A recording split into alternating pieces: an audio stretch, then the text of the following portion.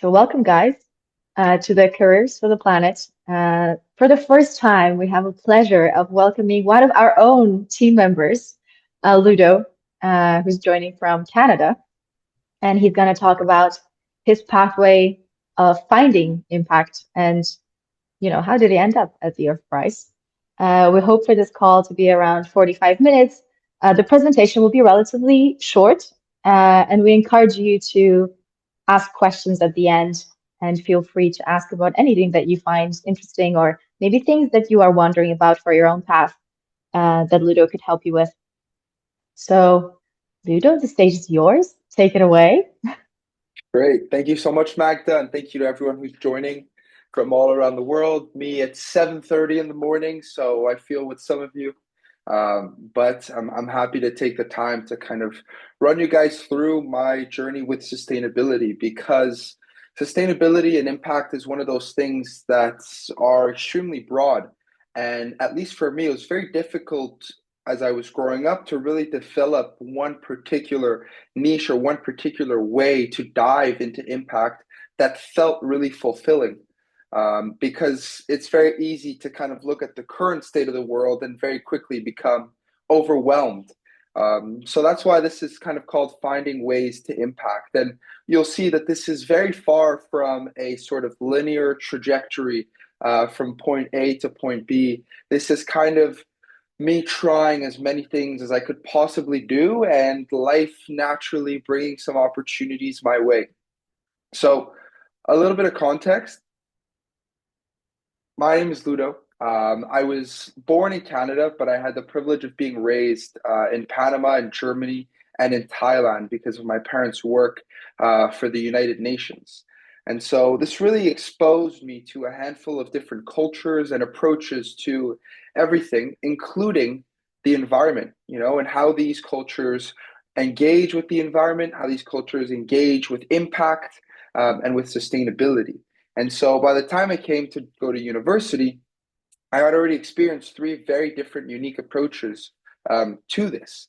And so I decided to go back to my home city of Montreal here in Canada to study at McGill.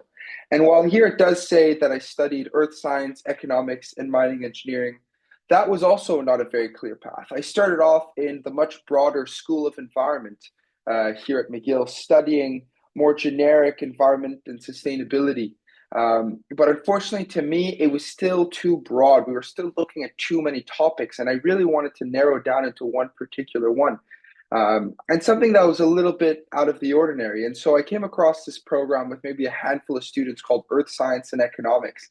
And it was really looking at the relationship between natural resources, between ecology, between farming, between minerals and mining, and how our economy operates. And so it gave me really invaluable insights into the relationship between the two of those. Um, and that's kind of when I first discovered mining.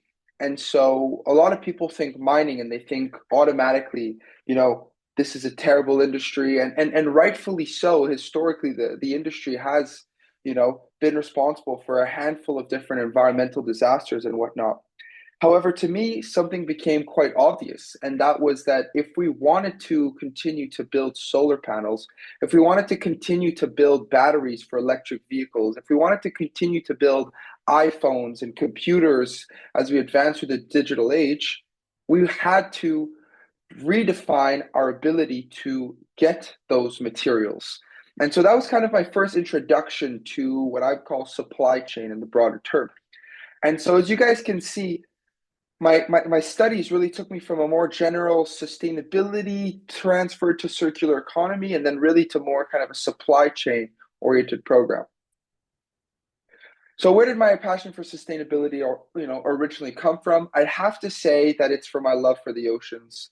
Like I said, having the privilege to grow up in Thailand, I was able to be surrounded by marine life. I started a coral reef restoration club and a beach cleanup club at my high school. Two things that I couldn't recommend more. It's just starting a club at your high school. It's the best way to get all your friends involved in a fun activity, supervised by a teacher. The school is always willing to help you out as well. And so I really did that. And that was kind of what had me started into this idea of plastic waste because I was physically seeing the kilos and kilos and hundreds of kilos of plastic waste that we were cleaning up from these beaches. And so, quick transition here, but essentially, um, did I skip one? Okay, we'll go to here first. And so, talking about this idea of plastic, um, when I was in Thailand, it was super easy to see a lot of this plastic waste. When I moved to Canada to start my university program, it became a lot harder. People were not as in touch with the realities of plastic waste as we were. And so I started working on some local plastic recycling out of a waste treatment plant about an hour out of my city. Um, this was a huge plant that was taking in almost any type of waste you could think of, whether it was food waste to plastic waste to metal and scrapping the metal. And so I started hanging out there with a couple of friends, and we were kind of just playing around with some of these materials, seeing what we could do. And naturally, the most malleable one was plastic. And so we decided to kind of go ahead with plastic. And so we started shredding up this plastic in these big machines. You can see there, that's my friend's hand holding some of those plastic pellets. And so here you guys see on the left this kind of industrial waste, all these buckets. And there was hundreds of tons of this kind of plastic. We then had this huge shredder that you guys see in that middle photo, where we could literally just throw any type of plastic in, it would shred it up into small pieces. And then we started making custom molds for them. And we made coasters and we made these little tables that actually won a design prize in Toronto. Um, but that was kind of just a way to really get myself involved. And to me, I loved that I was using my hands and I got to see the plastic waste and I got to see it get shredded and then I got to see it come to life and repurposed into a much more valuable product. And so here you guys can actually see six of the chairs that we made for a dentist office here in Montreal as well. So we were really able to kind of scale this. And we would just show up to dentists and restaurants and say, we can make tables and chairs and whatever you might need for you guys. And so that was really an incredible experience into the material side of things. Moving on, in my university, I decided to join what was called the Digital Sustainability Network. So Digital is our business school here at McGill. What always interested me was the relationship between science and sustainability and business and the economy, because I think that sometimes there's too much of a disconnect between the two. And in order to kind of come up with more realistic solutions and applications of the science that we find, we need to apply it and integrate it into business and the economy a little bit better. And so, what we were doing here was kind of trying to redefine and implement sustainability into the way business courses were taught. And so, instead of saying we need more general sustainability courses and we need to talk about climate change more, it was more about how can we include it in the way macroeconomics is taught, or how can we include it in the way business management is taught here at this university.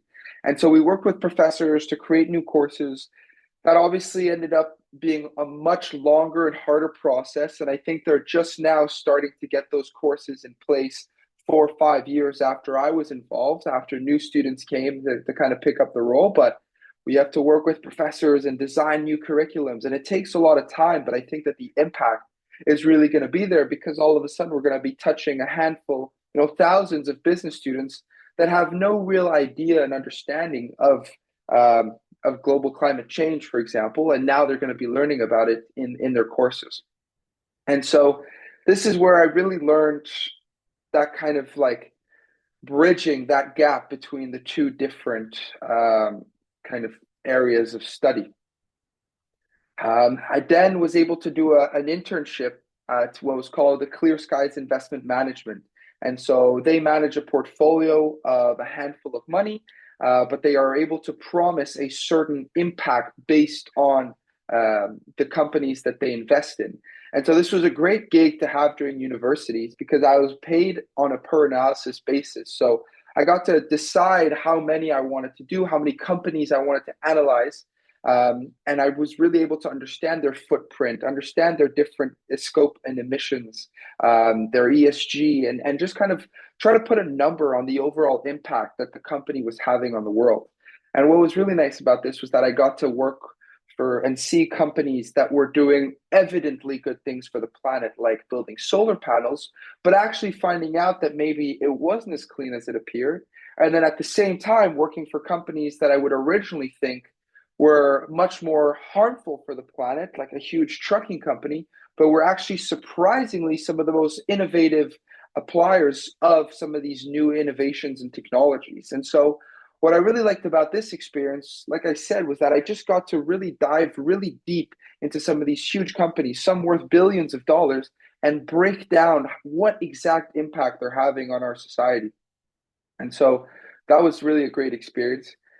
And that kind of eventually brought me over to the Earth Foundation, which is where I am now, and which is where you know, the Earth Prize and all of you guys kind of come from as well. And so currently, what I do is I lead the growth of what's called the Earth Alliance. And I know there might be some confusion with a Discord that's also called that, but essentially, the Earth Alliance on a more macro level is all the partnerships that we have with different companies, foundations, other organizations, and individuals, whether it's the donors that give the money to help run the competition and the programs that we do, whether it's other organizations that we're trying to create synergies with, and whatnot. And so that's kind of what I've been spending the last couple of months doing. But again, to talk about this non-linear trajectory through sustainability, that's not actually what I originally even joined the team for. What I originally joined the team for about exactly a year ago, I think, was really to make merchandise for the Earth Foundation for the Earth Prize. Now, as we'll see with sustainability and making actual products, it's very, very difficult to keep a clear sight on the entirety of your supply chain. And so originally the idea was to make shoelaces, but to make sustainable shoelaces. So now what does that mean? Well, we can go with the organic way of making it out of recycled, for example, pineapple leaves or something like that. But then your cost goes up from what a normal pair of shoelaces cost around under $1 to something like $8 or $10. So that's an evident problem, like I said, where we need to say, okay, well, scientifically, we have this idea, this innovation, which is that we can turn pineapple leaves into yarns. But when we try to apply it and kind of replace it on a business level, it just doesn't work anymore, right? And so that kind of led us through this different path, and then we tried to do the organic way, and then we tried the recycled way, and we were actually able to build some fully ocean bound certified recycled plastic, which you guys might get to see eventually if you stick around. Kind of, I mean, you guys can't really see it. No, it doesn't. It doesn't want to. It doesn't want to show. But anyway, we got to work on that. Um, we then wanted to make some carabiners, which I don't know if I have one here, but in short, a carabiner is kind of something that you use for climbing, but that now a lot of students use to attach their keys, to attach their bottles and whatnot. Same issue. We wanted to be the very first in the world to make carabiners out of 100% recycled metals.